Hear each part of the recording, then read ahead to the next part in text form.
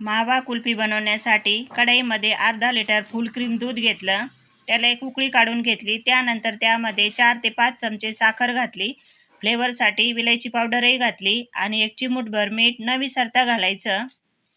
तर त्याला छान असं उकळी आली की त्यानंतर त्यामध्ये खवा घातला, तर खवा हा दुधामध्ये पूर्णपणे असा मिक्स करून घेतला। आवडीनुसार ड्रायफ्रूटही घालायचं।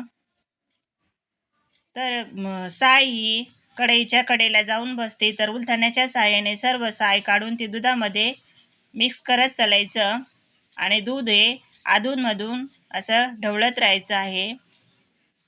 तर आता हे दूध 4 ते 5 मिनटं छान असं आटवून घेऊया आणि त्यानंतर त्यामध्ये केसरचे धागे घालत आहे। तर दूध छान असं घट्ट झालेलं आहे, तर गॅस हा बंद केला आणि हे दूध पूर्णपणे थंड करून घेतलं।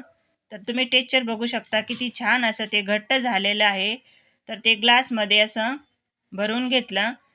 ग्लासला वरतून प्लॅस्टिकचा कागद लावायचा आणि त्यामध्ये कुल्फी टिक घालायची।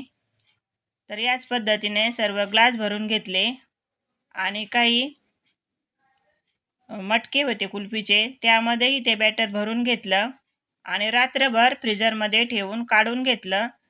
काही सेकंद ग्लास नॉर्मल पाण्यामध्ये ठेवून घेतले। वाव, काय सुंदर अशी कुल्फी बनवून तयार झालेली आहे।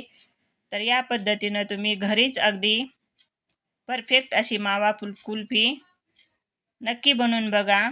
व्हिडिओ आवडला असेल तर व्हिडिओला एक लाईक नक्की करा आणि ही रेसिपी घरी एकदा नक्की ट्राय करून बघा।